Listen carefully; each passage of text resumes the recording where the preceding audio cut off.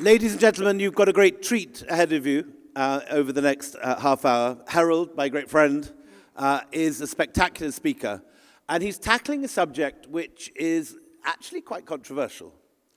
In the 1930s and 1920s, the Greater India Society discovered this extraordinary series of Chola raids, referred to principally in a single inscription on the temple in Tanjore, where Rajaraja Chola describes how he conquered Southeast Asia.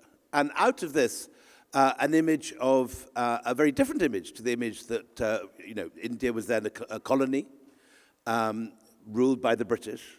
This was a time when European empires were straddling South and Southeast Asia. And a new idea was born that India had controlled much of Southeast Asia at this time. Since then, historians have been buffeting at this idea. How far were these raids? How far were they true? Was it really true that he has a navy? What did the Cholas, have an entire world of sail and militarized forces that really did go to Lakshadweep and to the west and to Malaysia in the east? How much was Chola power operated by the navy? How much was it the guilds? How much was it a colony, an empire, or was it just a single piratical raid? So people have been pushing at this. And I think in India it's been a great source of pride that there has been this extraordinary military moment.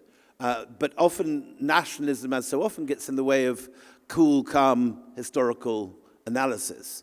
And last year, Anirudh Kanasetti, in his book on the Cholas, brought a lot of criticism to this question and pointed out that while we have many, many Chola inscriptions referring to soldiers and to warriors and generals, we don't have a single inscription referring to an admiral or to anyone in the navy.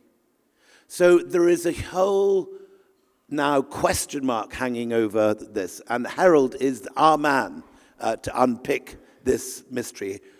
What was the extent of Chola control in Southeast Asia? What was the nature of the attacks?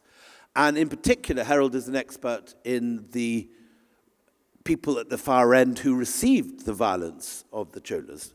What was the Srivijaya Empire, this naval thalassocracy, this lovely word, this empire of the sea, which, along with the Khmers on the land of Southeast Asia, that Srivijaya occupying the Indonesian archipelago, was the recipient of these Chola raids. What were those kingdoms like?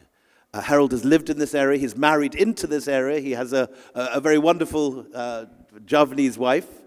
And we are traveling together to Srivijaya, to Sumatra next month to go and explore further into this. But I'm going to shut up now and hand over to Herald, who is a wonderful entertainer, a wonderful scholar.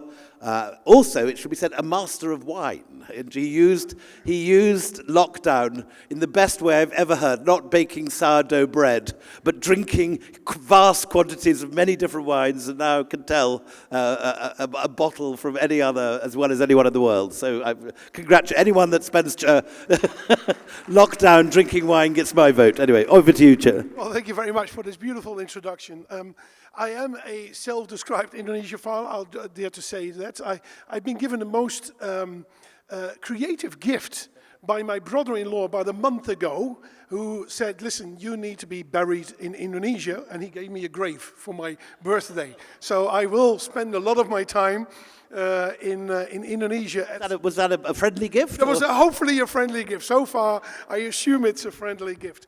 But what we're going to do is we're going to look at this kind of Chola raid in a historical context, and we look at it from the other side. So from the Indonesian side, if you want to put it like that, from the Sumatran side. And we're going to start much earlier. Now I'm going to click on a slide. Hopefully a slide appears here. Yeah.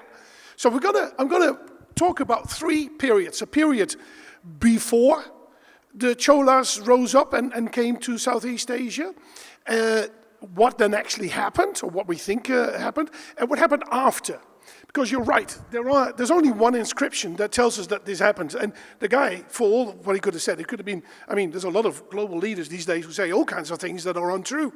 So what is there to say? Thinking of anyone in particular? No, nothing in particular, so. But what other evidence is there? And I believe there is evidence, because you see that the geopolitics in the region, and also where temples are being built and these sort of things, where the power is moving, is shifting after that.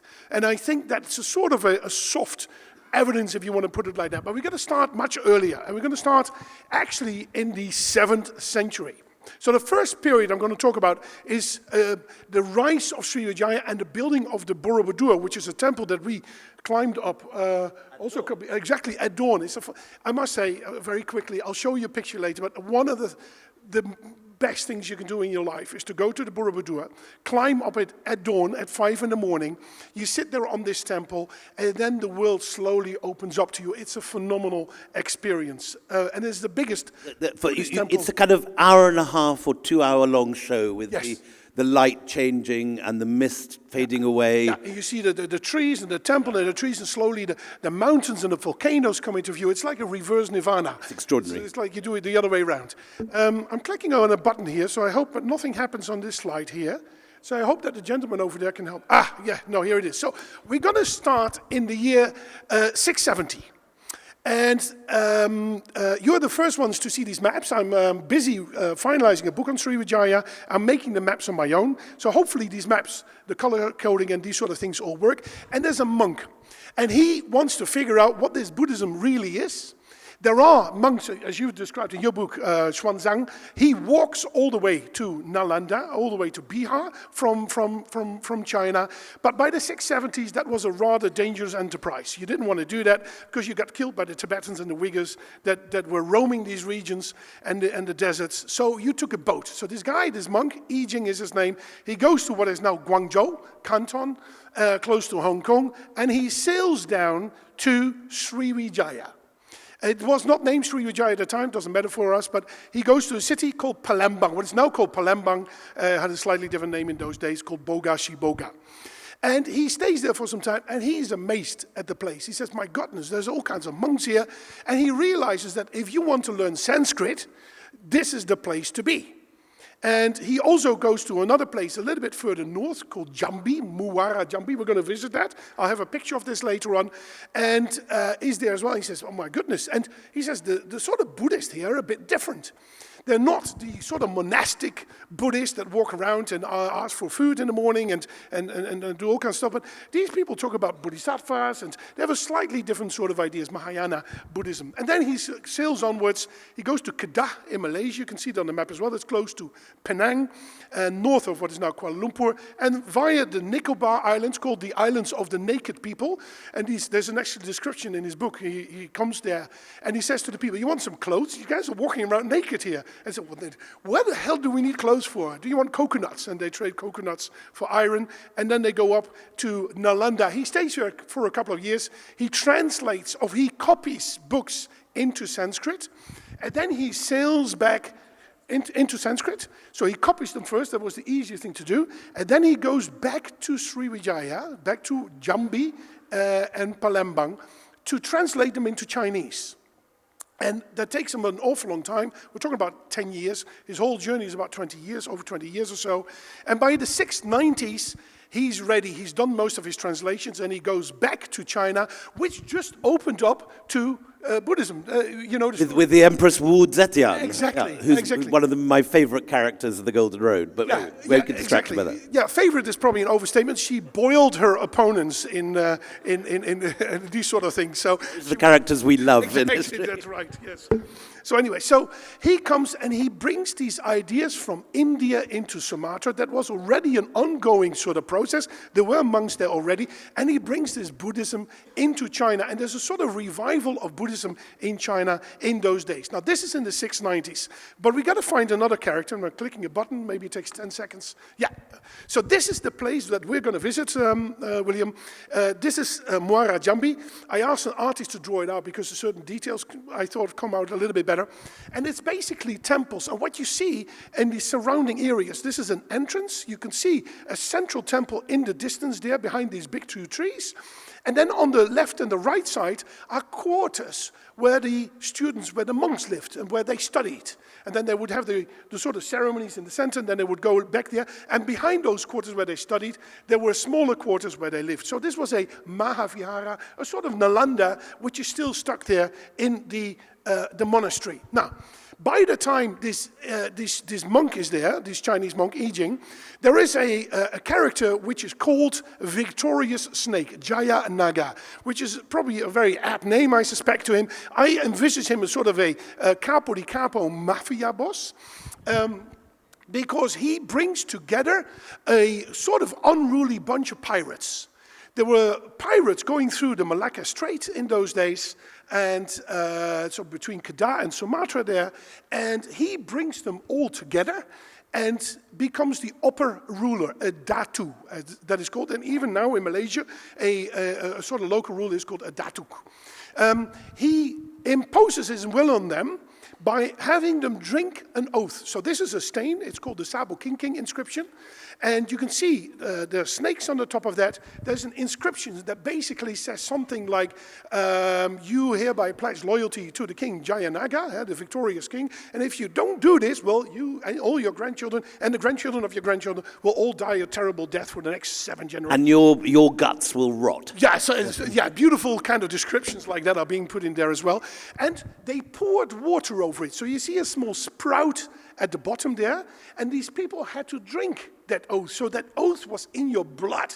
And he therefore controlled your blood, he controlled your body in that. And by doing so, he is able to galvanize a power base in Palembang, in South Sumatra, and he is ready to expand as leaders do. By the way, and I've actually put this in for you very specially, one of the earliest, the zero was invented in India. But the earliest descriptions of a zero, the first zeros that we have in the world, come from Southeast Asia. The earliest is most likely from Cambodia. Exactly, in Cambodia. Siem Reap. Exactly. But at about the same time, it is a bit unclear if it's a year later or if it's the same year. But anyway, we can talk about it for hours. But there is also an inscription in Palembang that carries a zero as well, and I've got a picture of here. You can and it's a circular one, while the one in K172 in Siem Reap is only a dot. Exactly, so this is a circular one. So arguably, it could well be the earliest zero being used. Now these people, they didn't invent That's one zero. that's dated in India is Gwalior, which is 872, I think. Yeah. Something like that, yeah. So, but clearly, it wasn't only these Buddhist ideas, but also the numerical system that they took in there as well. This is a description of the Saka year 605. That's probably about 683. So that's the time of this Jayanaga sort of kind of character. And what he does, and I click the button, takes a few seconds to get there, I guess. Yeah. He goes from Palembang further north to Muara Jambi. That's about a 5-hour drive if you go by car now, over the sea, and he captures Muara Jambi. He wants that because there's gold in the mountains there, and it gives him access to power and wealth, and if you got money, you can bribe people. Again, the analogies with politics today are enormous. So you can bribe your way into a confederation, and that is exactly what he does. He does this initially in Jambi, and then it seems he goes across the water, and he gets Kedah as well. And probably the argument was something like, listen, you become part of our piracy sort of confederation, and if not, I'm going to pay your opponents to make sure that you'll have a horrendous sort of time. And he gathers these sort of unruly, mostly pirates, across the region into a sort of confederation. And we're now talking, this is that sort of confederation. We're not quite sure exactly how large it really was. They didn't leave us clear signs, but this is pretty much probably what it was. Now, very quickly, because there's important sort of locations on here. First of all, if we start at the very top, you see the Kra Isthmus. If you go, and I'll show you later on, if you come from India and you just go straight across the water and you keep the North Pole very low on your left, or another star, Betelgeuse or something like that, you end up right there. So it was straight sailing. You end up in the southern part of Thailand. And then you got the whole sort of Malaysian peninsula there, Kedah is there. You see Trabalinga and Ligor and Langkasuka on the other side. I'll come back to that later on. And then you have a bunch of islands further south. You see Belitung, Bangka Island, and also close to Kedah, there are islands, and they're full of tin. And tin is rather useful if you make bronze. bronze statues. So this is one of the reasons why the Indians wanted to come. It was a source of tin. They also probably wanted to control the Sunda Strait, which is between Sumatra and Java there. You see Java Island at the bottom there, Borobudur and Prambanan, two temples I'll talk about in a second, and Bali next to it. So this was eventually sort of the Srivijayan Empire Confederation, if you want to put it like that. And they try to exert influence in the region. They attack Vietnam and Cambodia along the coast in days when China becomes weaker. There's a An Lushan sort of rebellion in China around the 650s, 660s, 670s. China's in turmoil. Access to the Chinese market is very difficult. So the Vietnamese, the Champa Empire in those days, and the Khmer, they try to then get hold of the trading between Southeast Asia and China, but the Srivijayans don't want to hear of it, and they attack the coast. And we know that from Vietnamese inscriptions. There's a beautiful inscription whereby one of them says, small, little, black, smelly people came with food that smelled like cadavers, rotting cadavers. And they were probably, in Palembang even today, it's a sort of comfort food. People have these sort of floury, doughy kind of things, and they put fish in it. And if you keep that dry for about a month on a boat, it will probably smell awful. And this is what they might have been referring to. It's called empe-empe. And this is important for our story because it sets up an enmity between the Khmers and Srivijaya. Exactly. And actually what could well have happened, and we go back to this a little bit later, is that in those raids they might have well taken some of the princes or younger children along with them, because we know that a little bit later, close to the year 800, a Khmer ruler, Jayavarman II, is actually in Java. How he got there, we don't know. He pops up there, and he goes back later to what is now Cambodia, and actually he's seen as the founding father of the Khmer Angkor sort of empire in those days. You've both been to the extraordinary, I think, pyramid, it is the first of the great Khmer temples that he raises. Yeah. And it's in this area that was the last hangout of the Khmer Rouge. And to get there, you had to be taken not on the roads, even now, but by motorbike through these things to avoid landmines left by the Khmer Rouge. And unlike Angkor, which now has 1 million tourists, this place, which is Jayavarman II's incredibly important founding temple, is there alone in the jungle with the mark of the plinth where the Devaraja lingam was placed. And I think it is also a place where they have basically a river with water is flowing over an inscription. Nearby. You see that again, nearby. So that water gets basically sanctified in the process and makes that river a holy river. A little bit like if you had that inscription and pour water over that as well. What then? Jayanagar is now long dead. We're talking 50, 100 years later, and suddenly a family arises out of nowhere. The Indians think they're Indian, the Cambodians think they're Cambodian, the Thai think they're Thai, the Indonesians think they're Javanese.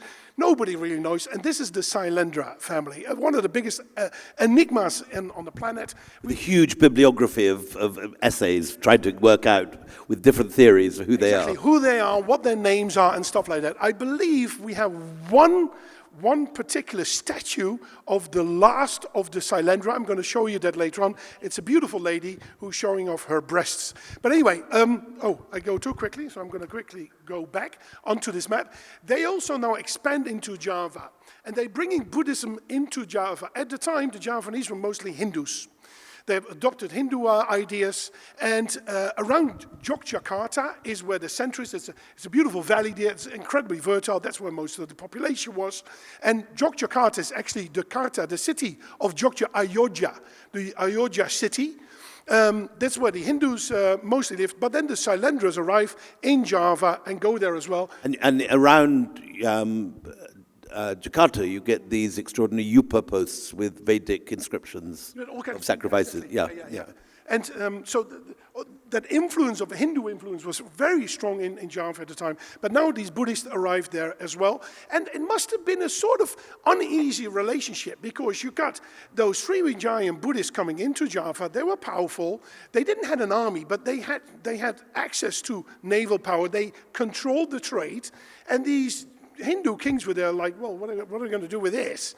And the best thing they thought was to do with it eventually is to marry with them. So there is a wedding between a Hindu prince, and a Buddhist lady called Pramodawi. That's a shorter name, Pramodawi. And it's a beautiful inscription of her. She takes the beauty of the moon, has the eyes of a deer, the gait of a swan, and her voice is like a cuckoo, as she's been described. And I think she's also a little bit You need her at the Jaipur Literature Festival, I think. Exactly, yes.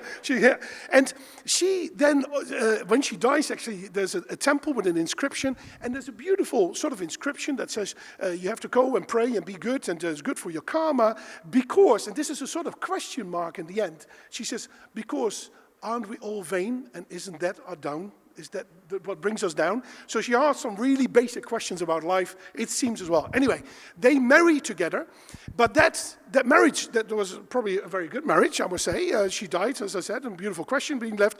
But her brother is Balaputra, and he is the third generation Shailendra. He's there in Java, and he wants the power, but it's the husband of her sister, the lady with the gate of the swan, that is now in control, and there's a conflict rising there.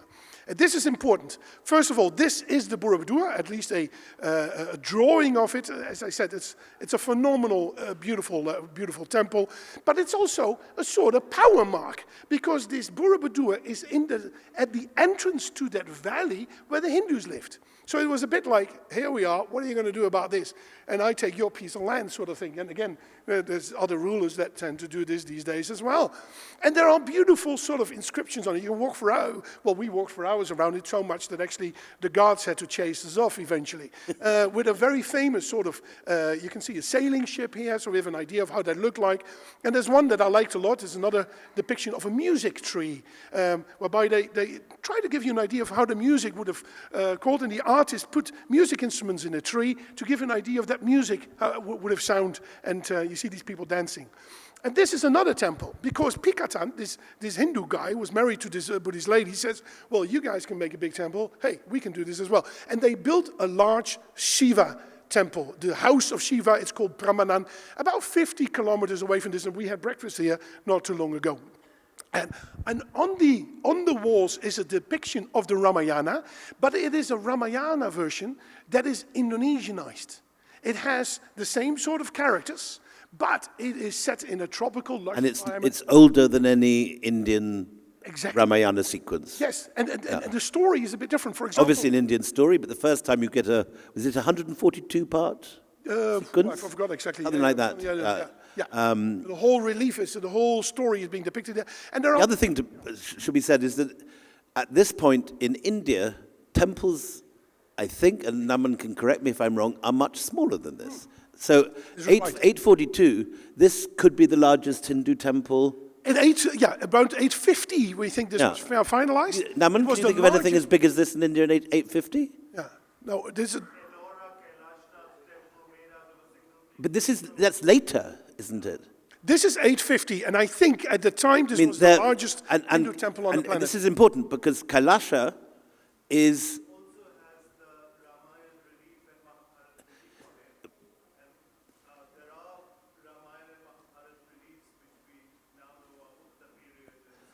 But the key thing is that the Kailasha temple is a huge quantum leap bigger than anything before it.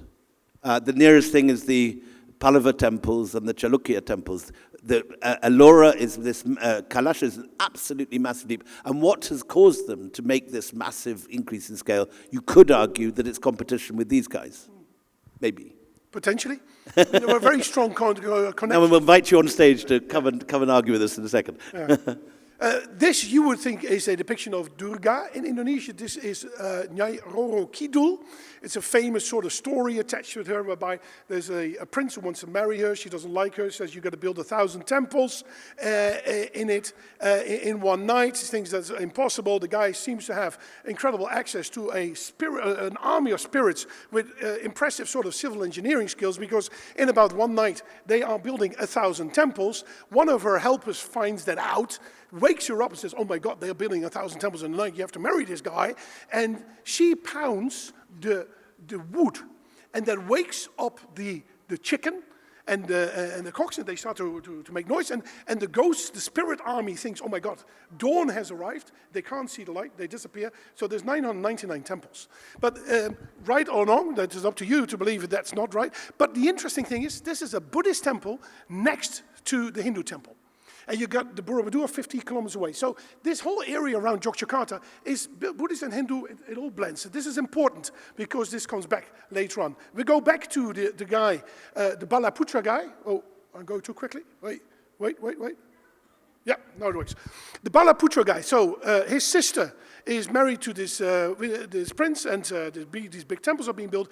Balaputra says, yeah, but I am the son, I am the third generation Shailendra, I want to be in power, and he starts a war with his brother-in-law and his sister.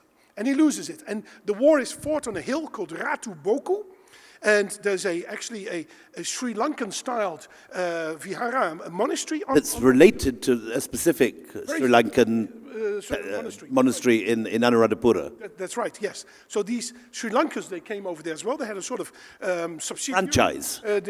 What? Franchise. Franchise. They had a franchise there. And this is where the war is being fought. We know it happened at this particular gate is being described in an inscription. And he loses. And this Balaputra,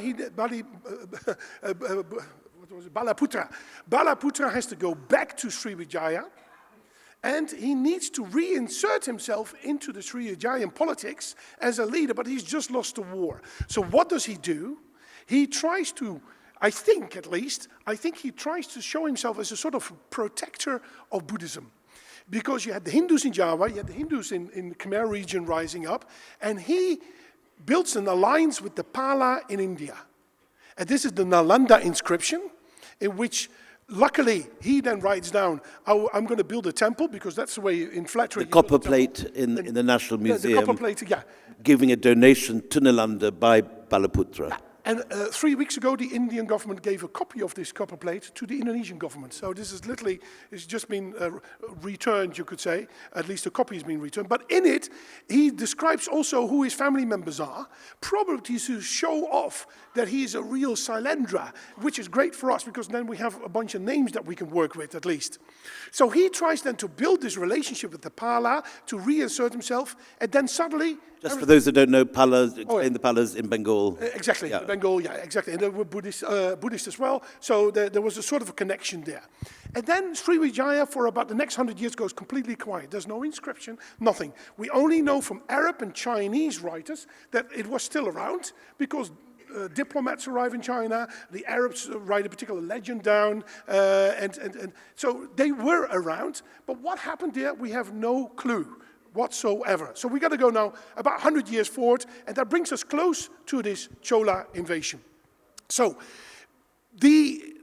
by the late 900s and the early 1000s, the Chola in India were rising as a new force. Now, you know much more about this. And they were in the south there, and they had a sort of a harbor place from which a lot of these expeditions to the east departed, Nagapattinam. And again, you sail across the waters, you keep some of the stars very low on your left, and then you hit that site of Thailand, the Kra Isthmus, and then you go down. And in the inscription that you mentioned earlier on, they give us the places that they raided. Kedah is one of them. Panay is being mentioned. Lankasungka and Trambalinga are also mentioned, although they are on the other side of the peninsula. So I don't know how that worked, if they sailed around, or if these people came to help. You could march very easily across the Kra Peninsula. It's about 50 kilometers across. We know that traders used to make that passage. They used to walk across there. There were 3 roads actually through that Kra Isthmus. And so how that worked, we don't know. And they went also down to, I've written down Srivijaya now, Palembang, which was still the center of power at the time, although Jambi and Kedah were the other 2 largest sort of power centers as well. Now something really interesting happens. As I said, we don't have evidence. It's only basically the Chola inscription we have here in India. In Tanjore. Of that. But something happens in the geopolitics. After this Balaputra guy had left Java for Sumatra, Java and Sumatra for about 100 years are in constant war. There is a description we have in China that ships from Java from Sumatra come back into Chinese harbor because they hear along the way that Java is attacking Sumatra. And we have inscriptions in Java that the Sumatrans raided part of their areas as well. So what do the Javanese do? They move their political center further east. They go to East Java. That's important because that's where later actually Indonesia rises as well. So for about 100 years, they are in constant fight. And what did the Sumatrans do? They were very good in flattery. And they built temples in China, they built temples in Nagapattinam as well, in order to flatter the Chola folks, and that bought them a bit of time. Can I ask you about the preceding the raid? There had been diplomatic contact between the Cholas and the Khmers. Yeah. And in 1015, I think, which is 10 years before the raid, the Khmers send a gold chariot. Oh, a war chariot they sent over, yeah. And Tansen Sen, who's written, I'm sure you know, the whole series of articles about this, constructs a narrative from these different inscriptions. Yes. That the Cholas and the Khmers are forming an alliance against the Buddhist Srivijayans. Yes. And that the reason for this is, well, obviously control of the straits and control of the way to China, because there are now Chola trading expeditions going to Guangzhou, to China. And there is a Chola temple in Guangzhou dating from around this period. And Tansen makes a case that looking at the Chinese diplomatic records, that the Srivijayans seem to have told the Chinese emperor that these Cholas sitting in South India are their vassals. Yes. And somehow the Cholas have got wind of the fact that they've been billed as a minor power. And they're very keen to show the Chinese that they are actually big boys. Yeah. And so Tansen creates a very convincing narrative, I thought, that there is a alliance which is formed between the now very powerful Khmers and the now very powerful Cholas against Srivijaya, and that this raid is an expression of that. Exactly. So an added sort of ingredient in this soup is that the Chinese, this is now the Song dynasty, they become more outward looking. So they build their own ships, and as the Chinese still do today in electric vehicles and in solar panels, when they go big. So they build not one new harbor along the coast, they built 11 harbors, so massive oversupply. They built enormous amounts of ships, and they start to penetrate as well. So the Srivijayans, around the year 1000, early years of the first millennium, second millennium, they see the Chola rise, the Khmer are rising as well. The Chinese becoming more assertive. And what do? They start to build an alliance with Java. So they've been in war with the Javanese, and the last sort of conflict that they had with the Javanese is a wedding of a particular king called Dharmawangsa. And there's if you go to Indonesia, a lot of hotels have that name. Dharmawangsa is referred to king in Java still. And there was a wedding of his daughter with the son of Bali. And the son of the king of Bali, you actually saw their ancestors' temples over there in Bali. And somebody locally attacks that wedding, probably under the assumption that Srivijaya was with that, or supported that, and the whole family gets killed. But the prince that was supposed to get married, the Balinese kind of guy, he flees into the forest and is in hiding there. So he's in hiding there, and the Srivijayans are his enemy. But now the geopolitics in the region start to change, just as you described, and the Srivijayans say, well, listen, the Khmer or the Chinese or the Cholas could be a problem for us. The last thing we want is that the Javanese are going to be a problem as well. So they send one of their princesses, just before the Chola raid, to Java to marry with that guy in the forest. So you can imagine, you are the daughter of one of the most richest men on the planet, living in Palembang, a very comfortable life, and you go to Java in the forest where this prince is, probably good-looking sort of guy, but looks probably a little bit like a hoodlum and smells similarly, I would say. And we have a depiction of her. Because this is her. This we think is her. It's a wonderful place. Exactly. So when Erlanga, this is his name, dies eventually, he does something, and that sets up the making of Indonesia.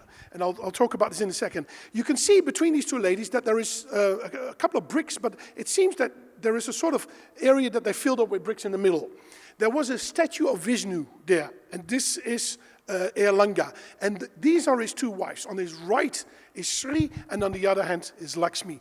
And Lakshmi is with the breast there. She comes out. She's a bit taller than his first wife. His first wife was a Javanese, but this, we think at least, is the last of the Shailendra ladies. Sangrama Vijaya is her name. That was used as a sort of pawn in a chess game and was brought over to rebuild relationships with Erlanga. And the belief is now that if you... But how can it be a human princess if it's got the multiple arms of a god? Yeah, well, they blend all of these things a bit together, but it's supposed to be the two wives of Erlanga, because there's an inscription that refers to these two ladies, and this is on a place called Belahan. Belahan means separation, and I'll talk about this in a second. Now, the Chola then arrive. I'm going to go. I think I had a map here. The Chola then arrive. It seems that they then really take Palembang out and some of the other places as well, because for the next 10 years... 1016, 1025? This is 1025. So there might have been a first raid in 1016, 1025, there's a raid, and then for the next 10 years there is no diplomatic contact between the Chinese and Sumatra. But there's one reference of a viceroy, isn't there? A Chola prince being sent as a viceroy. Yeah, that is to Kedah. Right. And so that means that Palembang is not so strong anymore. Kedah and Jambi now rise up. Then there is later, a first diplomatic mission comes later, years later into China. But they refer to it as Jambi, so Palembang is gone. And then there is also this contact between the Chola and Kedah as well. So it looks like Palembang is disappeared from the map. Would you interpret that reference to a viceroy or and a governor as evidence that rather than just a raid, which is how we've been talking about it today, that there is a more substantial colonial governance set up by the Cholas? So this we don't know, but there are quite a few Tamil inscriptions that we then suddenly find in Sumatra and in... this is the key point. So at this point, however you interpret this, whether you interpret it just raids, which came and went, or a colonial conquest, however fragile, we see a clear, hard evidence of increased Tamil trade in this region afterwards. So in a slightly Trumpian way, is this raid actually about establishing more trading rights and about money and about getting the trading guilds their place in these different... Absolutely. So there are these Tamil inscriptions, and even in central Sumatra, there's an area where people they don't speak Tamil, but their local language is heavily influenced by Tamil. So what we also see is that these coastal cities, they start to move inwards. They're looking for protection inside Sumatra. They move inwards, and that's another sign that something happened. Had the Chola real control over these areas? Probably not. But they set up trading centers, and they were very influential there. That's for certain, at least that's what then happens. Now, what then quickly happens, I'm going to skip over this beautiful temple in a picture I made at 5 in the morning over here. I think I had another slide. It's a gorgeous slide, look at that. I click on the button, but let's see how it goes. It doesn't matter too much.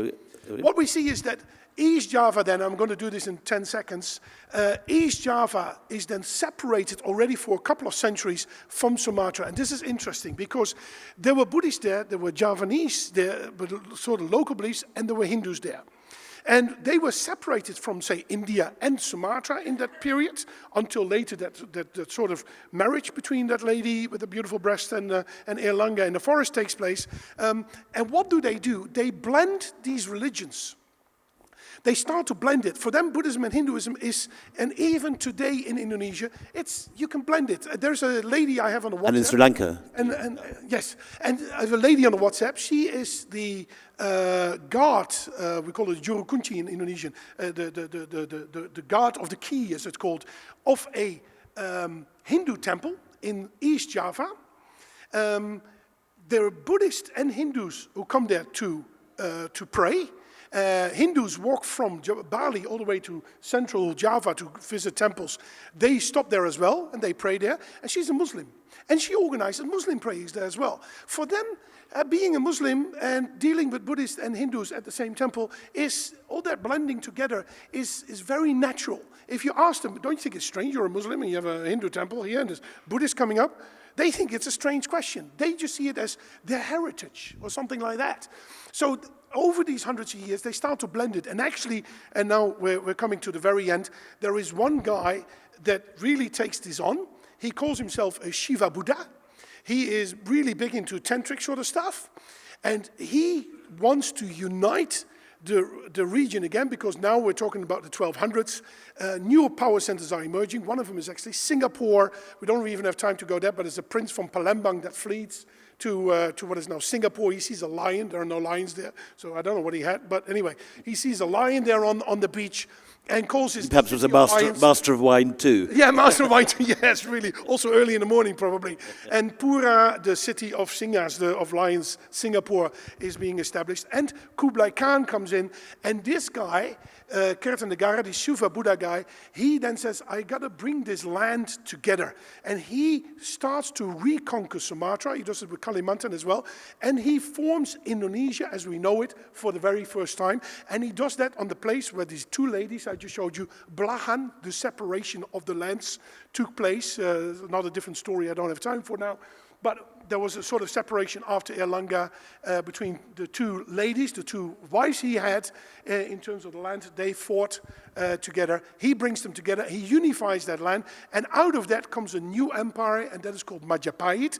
And that is probably the kernel of what we now call Indonesia. So the country Indonesia comes out of that, and is to a certain extent maybe a sort of a logical causal sort of relationship with the Chola invasion. Thank you very much, Herald. 1,000 years of history here. Yes. I'd love to throw this over to Naman for a second. Can we have a microphone in the front? Just to the points you were making, Naman, and any other comments. Naman Ahuja, Professor of Aesthetics at JNU. I wanted to bring to light 2 points. I think we've often overlooked the extraordinary temples of Kalinga, of Odisha, and the role Odisha has played in the enormous connections with the Khmer and with Southeast Asia. Still have a Bali Yatra exactly out of there. And I think the temples that we find, as a general comment, the temples we find made of stone, which we always hold up as exemplars of the first evidence of this and first evidence of that, must always be calibrated, because the principal building material is clay, it's wood, it's brick.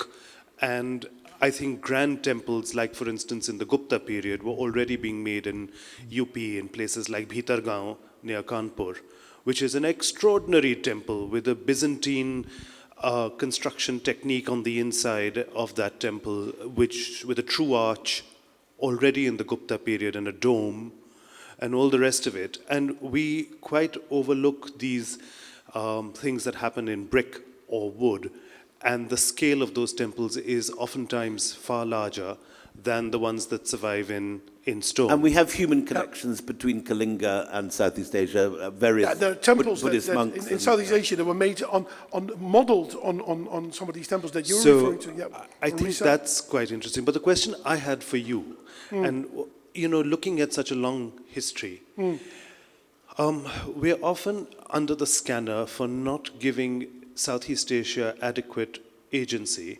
in electing their futures, in choosing their power camp, in deciding what they wanted to grow, what they wanted to trade, the terms at which they wished to trade.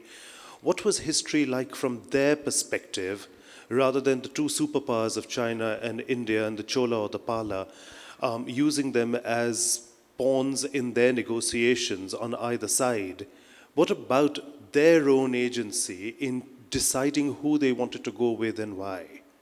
Well, from their point of view, I think for a long time, they were operating rather independently. Of course, they were part of this sort of trade flow, but for a couple of 100 years, they were not only taking off sort of duties of every ship that came through the Moluccas, but then reinvested that into temple building, predominantly in Java, which, as you rightly say, unfortunately is chock full with volcanoes and moves every day. So therefore, anything out of brick or stone, a lot of it is just fallen apart. The Borobudur temple was for 1,000 years simply under ash, and anything that was made of wood is long burned down. So we don't really have a lot of information. There's been several new digs in Kedah. Done by Yes, our friend Nasha. Dr. Nasha. Yeah.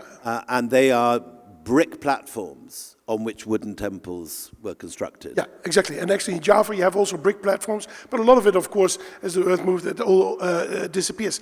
But they were also producers. So it wasn't just that they were sort of parasitic pirates that just took 5 or 10% of any ship that came through and take duties on that. They produced a lot of stuff that was either natural resources. You had the certain woods in Barros, for example. I've got the name of it. Woods they made. They had the spices, but also in Nalanda we found particular sort of smaller statues that were made in Srivijaya, and they were an exporter of knowledge. So in a Cambodian inscription, the king twice sends a delegation of monks to Java to learn the latest about magic and tantra and mantras and these sort of things. So they were an exporter of knowledge to a certain extent as well. And maybe there's a quick nice side story. Close to Jakarta there's a temple called Kalasan. There used to be a big Tara statue in it, it's long gone. Tara comes in, say, roughly 2 colors, white and green.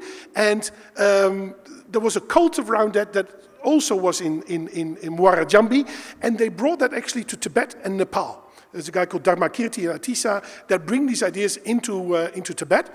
But the interesting thing, it also becomes a sort of a local story. There's now a local legend in southern Java that there is a green lady in the sea, that if you wear the color green, she will drown you in the sea. And in the southern part of Java, there are hotels. Most of the hotels have one room that can never be occupied because the queen can spend the night there. And it is forbidden to wear the color green on the beaches of South Java. There are plates everywhere. So these sort of cults and these ideas, they blended with local sort of traditions, and they are still very much alive today. Sukarno, the first president of, I think our timekeeper is saying, we've got to keep it short from here on, imposed that law that you cannot wear green. So these sort of Indian ideas of Tara came to Java, they converted it, exported it again, and used it. And actually, if you know where to look, you can still see it to a certain extent. It's very, very beautiful. And we have increasing evidence of what Andrea Acri, who's very big on this, describes as the pizza effect, whereby you have various forms coming from India to Southeast Asia, being transformed there and then being bounced back. And the pizza effect is a reference to the terrible things that happen to pizzas when they leave Naples and go to New York and come back with pineapple toppings and things on top. And you get a kind of sort of Buddhist version of this. Of the pizza effect. That's right. Yes. We've got time for 1 or 2 questions. I'm going to have to do a bit of a runner in a second, but I will be around here anyway. So if we got to go through one question. This gentleman with the glasses here. I will be around. A quickie, please. Yeah. A little disappointing that they didn't set up colonies in Southeast Asia, but what could be the reason? The navy was not strong enough. They faced the Srivijaya Empire was more powerful than they thought. They were fighting their enemies in India like the Western Chalukyas. Why couldn't they set up a colony in Southeast Asia? Well, first of all, we assume that they haven't set up a colony, but we have inscriptions which are also inside of Sumatra. So probably some of them stayed around. On the other hand, it might also well be that some of them might stay around, but you remember, you sailed every 6 months east or west. So you go there with a big invasion, you got 6 months to create havoc in the region, basically, and then you got to go back, or if you need reinforcements, can only come about 6 months later. So there's only so much they could do probably to protect that power. Also, Sumatra in particular, is not an easy place. We're going to travel around in Sumatra in about 2 months' time or so. It is not an easy place to get around. So actually controlling it is a whole different ballgame altogether.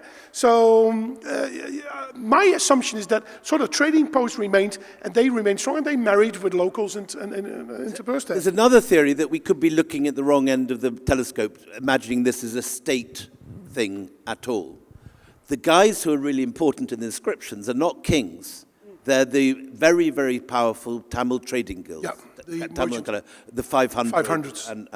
And they're the ones leaving the inscriptions. So it could be that we're dealing with something a bit like the East India Company, that we've got a bunch of merchants who are armed and have their own warships, and that while Rajaraja Chola is taking credit for this in his inscription in Tanjore, actually the action is the guilds. And what the guilds are after is not territorial conquest, but freedom from tolls, setting up new what the East access India to markets, call factories, access to markets, and freedom to travel without tolls all the way to China.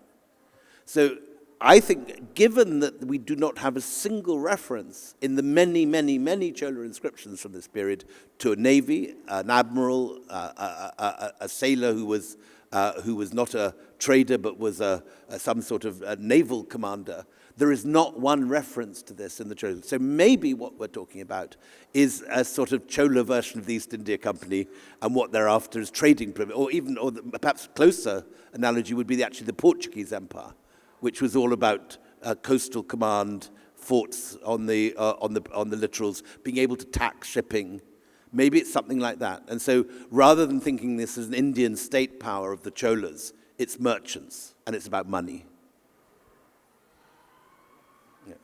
Thank you. Thank you very much.